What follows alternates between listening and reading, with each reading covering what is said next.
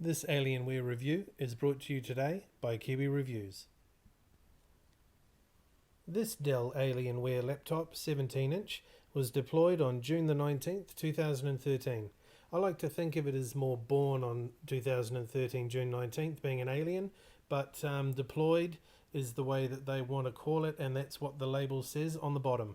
The label, I might add, is a very nice machined metal brushed aluminium with nice specific screws just for the nameplate. Now, how many other computers can you think of that have that kind of detail? Now, if you look this model up on the Dell website, you'll note that it is advertised as the highest end one, which comes with the i7 4800 processor, I believe. But this one actually packs a little more punch. It comes provided with the 4930MX. It's got NVIDIA GeForce GTX 780M. That's got 4 gigabytes of GDDR5. Audio is provided by Klipsch, which, if you know anything about audio, it's pretty darn good. And it's also got fitted 16 gig of DDR3 main RAM memory running at 1600 megahertz. Now, you'll note a really nice color array when you boot these up. The touchpad there is glowing a nice blue at the moment, the Alienware logo and the keyboard, and also along the sides and along the front. Now, just on the side here, it's in green. On the back, it is following the multicolour trend.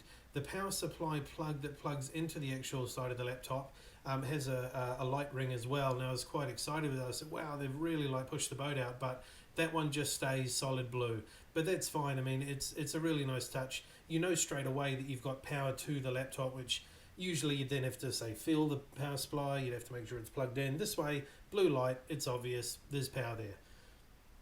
Lifting up the side here, you can see they've stuck with the green Alienware lights for this particular theme. That theme carries on along the front and also along the left side as well. Now, running a few speed tests on this, I didn't run any sort of CPU benchmarking or anything like that. I just used it for real world use. I found that doing things like playing games, turned everything up to absolutely the fullest resolution that I could possible. I didn't see any drop frames. It wasn't stuttering. It wasn't jerking around at all. It was running really well. And I also wanted to test out just basic usage, like things like opening YouTube, running multiple YouTube windows at once. And as you'll see later on, it doesn't skip a beat. I opened 3 or 4 windows and they all cache up and start playing individually really quickly and really well. I'm pretty bad at this game. I haven't worked out how to turn left or right, so all I can do is strafe left and move forward, strafe left, go back and jump. Now, all this is made possible speed-wise and throughput without delay, mainly in part is due to having as fewer bottlenecks as possible. In any system, there's always going to be a bottleneck, and they've minimized it as much as possible. In this one in particular, it's running an SSD drive with 80 gigabytes of cached SSD. Now, that's huge. SSD is basically solid state technology. There's no platters, there's no spin up, there's nothing, there's no delay, ideally. And as you can see in the video here, this dude's doing some geocaching. It looks like it's video fit in there, but it's not. It is running on the laptop. I just maximized it there, and it looked really good and really flawless. Can't really fault the video because, of course, I asked it to play in 720p, but who knows what it was really uploaded in. Now, coming back to the price, people are going to buy this for one reason only, well, maybe two. One, if they've got lots of money and they just want to be a poser, or two, if they are actually a hardcore gamer and they do want to take along to LAN meetings and do gaming.